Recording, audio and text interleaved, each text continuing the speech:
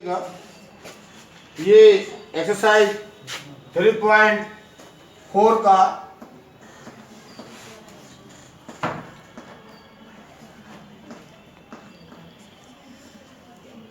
Exercise 3.4 के question number second का पहला क्वेश्चन है। ये कह रहा है यदि हम अंश में एक जोड़ दें तथा हर में से एक घटा दें तो भिन्न एक में बदल जाती है। क्योंकि भिन्न के बारे में हमें कुछ नहीं पता है और एक चीज ये दिमाग में रखिएगा कि कोई भी भिन्न हो तो उसमें एक अंश होता है और दूसरा हर होता है। तो यहाँ पर भिन्न के अंश और हर के बारे में हमें कोई जानकारी नहीं है, कोई इंफॉर्मेशन नहीं है, लेकिन ये कह रहा है कि यदि अंश में एक जोड़ दे और हर में से घटा दे तो भिन्न एक हो जाती है, भिन्न एक हो जाती है। और यदि हर में एक जोड़ दे तो वह 1/2 हो जाती है। तो यहां पर देखिएगा हम मान लेते हैं माना भिन्न का अंश बराबर x और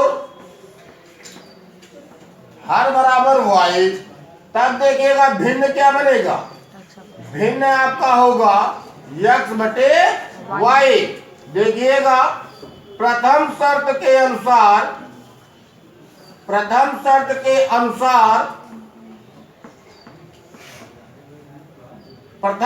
अनुसार कह रहा है यदि अंश में एक जोड़ दें और हर में से एक घटा दें तब देखिएगा x+1/y -1 इज इक्वल टू कह रहा है भिन्न जो है वह एक में बदल जाती है।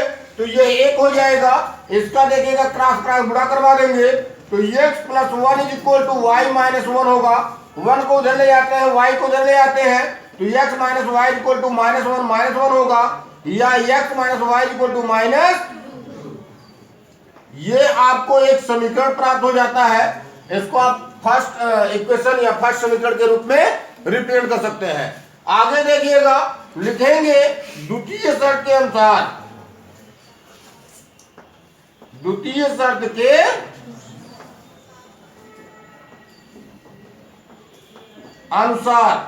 अब द्वितीय शर्त में क्या कह रहा है, कह रहा है यदि हर में एक जोड़ दिया जाए, कह रहा है यदि हर में एक जोड़ दिया जाए तो 1/2 भिन्न हो जाता है। तो यहां पर देखिएगा x/y +1 इज इक्वल टू 1/2 हो जाएगा। क्रॉस मल्टीपल करवा देंगे तो ये 2x बराबर y +1 होगा। y को इधर ले आएंगे तो 2x - y इक्वल टू 1 हो जाएगा। और इस प्रकार से देखिएगा ये आपको एक और समीकरण प्राप्त होगा। इसको आप इक्वेशन सेकेंड बना सकते हैं। अब देखिएगा चूंकि हमको एलिमिनेशन मेथड का इस्तेमाल करना है, हमको विलोपन विधि का इस्तेमाल करना है, तो देखिएगा समीकरण 1 से समीकरण 2 को हम घटा देते हैं। लिखेंगे समीकरण 1 से 2 को घटाने पर तो देखिएगा समीकरण 1 आपका है x - y इक्वल टू -2 और समीकरण 2 है 2x - y इक्वल टू 1। अब देखिएगा जब सब्ट्रैक्ट करेंगे तो साइन चेंज होगा, प्लस का माइनस हो जाएगा, माइनस का प्लस हो जाएगा और प्लस का माइनस हो जाएगा। तो देखिएगा 2x में से 1x सब्ट्रैक्ट होगा तो -x आएगा। ये देखिएगा y प्लस माइनस हो गया, ये समाप्त हो जाएगा। ये -2 -1 -3 होगा, दोनों साइड में माइनस है तो माइनस खत्म हो जाएगा और x इक्वल टू क्या आ जाएगा 3। देखिएगा x का मान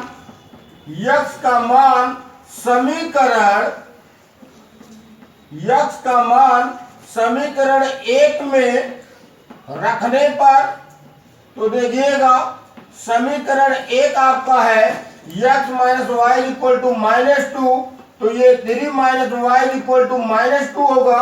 y को उधर ले आएंगे, -2 को उधर ले आएंगे, 3 + 2 इक्वल टू y हो जाएगा और y इक्वल टू क्या फाइंड होगा 5। इस प्रकार से देखिएगा आप भिन्न प्राप्त कर सकते हैं। भिन्न बराबर हो जाएगा 3/5।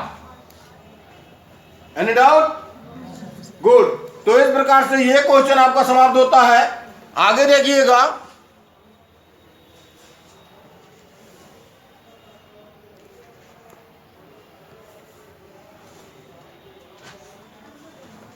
देखिएगा ये क्वेश्चन नंबर सेकंड है। क्वेश्चन नंबर सेकंड का सेकंड है, दूसरे का सेकंड वाला क्वेश्चन है। कह रहा 5 वर्ष पूर्व नूरी की आयु सोनू की आयु की 3 गुनी थी। 5 वर्ष पूर्व माने पहले, 5 वर्ष पूर्व नूरी की आयु सोनू के आयु की 3 गुनी थी। 10 वर्ष पश्चात नूरी की आयु सोनू के आयु की 2 गुनी हो जाएगी। समझ रहे हैं? तो कह रहा है कि आपको नूरी और सोनू की आयु ज्ञात करना है, यानी वर्तमान आयु ज्ञात करना है। तो देखिएगा हल करते समय ये चीज दिमाग में रखना है कि क्या चीज हमको मानना है। तो यहां पर देखिएगा हम मान लेते हैं कि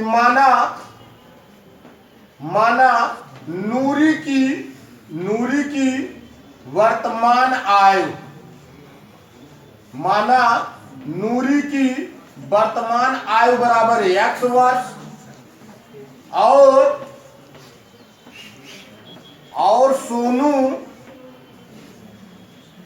सोनू की वर्तमान आयु बराबर y वर्ष। ये तो वर्तमान आयु हो गया। अब कह रहा है कि 5 वर्ष पूर्व, तो लिखेंगे 5 वर्ष पूर्व नूरी की आयु। तो 5 वर्ष पूर्व की बात हो रही है तो ये घट जाएगा, x माइनस 5 वर्ष हो गया। और सोनू की आयु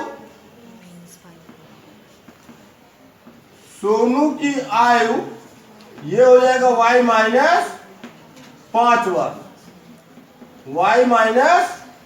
अब देखिएगा प्रथम शर्त के अनुसार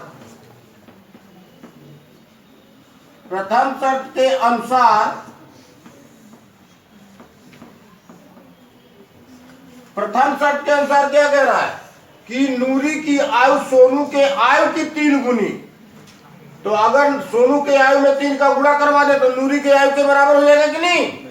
तो ये हो जाएगा x माइनस 5 बराबर 3 गुणे y माइनस 5। तो ये हो गया x माइनस 5 बराबर 3y ऋण 15। 5 को उधर ले जाते हैं, 3y को उधर ले जाते हैं। x माइनस 3y बराबर ऋण 15 धन 5, यानी कि x माइनस 3y बराबर ऋण 10। ये आपका एक समीकरण आपको प्राप्त हो गया। इसको आप समीकरण 1 बना सकते हैं। अब इसके बाद देखिएगा 10 वर्ष पश्चात, तो देखिएगा लिखेंगे 10 वर्ष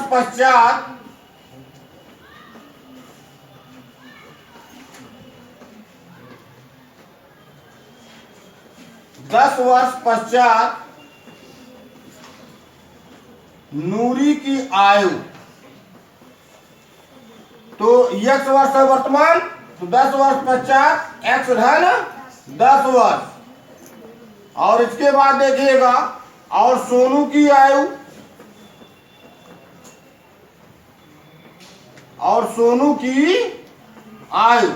तो सोनू की आयु हो जाएगी y धन 10 वर्ष। अब देखिएगा द्वितीय शर्त के अनुसार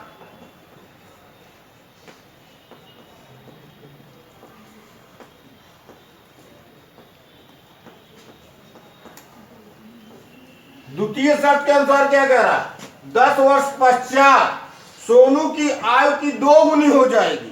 किसकी? नूरी की। यानी सोनू के आयु में अगर 2 का गुणा कर दे नूरी की आयु के बराबर हो जाएगा। तो ये हो जाएगा x धन 10 बराबर y धन 10 गुणे 2। यही होगा ना? तो x धन 10 बराबर हो जाएगा 2y धन 20। 2y को ले आते हैं, 10 को ले आते हैं। x ऋण 2y बराबर 20 ऋण 10। इस तरीके से देखिएगा x ऋण 2y बराबर ये आपको प्राप्त होगा 10 और ये आपका होगा इक्वेशन सेकेंड। ये आपका होगा इक्वेशन सेकेंड। आप देखिएगा हम लिखेंगे समीकरण 1 से 2 को घटाने पर, क्या करने पर? घटाने पर। तो समीकरण 1 है x minus 3y equal to -10। समीकरण 2 है x minus 2y equal to 10। अब देखिएगा जब सब्ट्रैक्ट करेंगे तो सिंबल सबका जो चिन्ह है वो बदल जाएगा। तो यहां से देखिएगा x प्लस माइनस कैंसिल हो जाएगा। ये देखिएगा 3 में से 2 सब्ट्रैक्ट होगा तो -y आएगा। ये माइनस माइनस जुड़ जाएगा तो -20 होगा। माइनस माइनस समाप्त हो जाएगा। y का वैल्यू आएगा 20। y है क्या? सोनू की आयु। y क्या है? सोनू की वर्तमान आयु। तो देखिएगा लिखेंगे y का मान समीकरण 2 में रखने पर, तो देखिएगा समीकरण 2 x minus 2y equal to 10 है। इसमें देखिएगा y का मान 20 रखेंगे। x minus 2 into 20 equal to 10 होगा। x माइनस 40 इक्वल टू 10 होगा। 40 को उधर ले जाएंगे, प्लस हो जाएगा 10 प्लस 40 और x का वैल्यू फाइंड होगा कितना? x का मान कितना प्राप्त होगा? 50 ईयर। तो इस प्रकार से नूरी की और सोनू की दोनों की वर्तमान आयु हमको प्राप्त हो जाती है। आपका सोनू की वर्तमान आयु 20 वर्ष और नूरी की वर्तमान आयु 50 वर्ष होगी। इस प्रकार से यह प्रश्न आपका समाप्त होता है।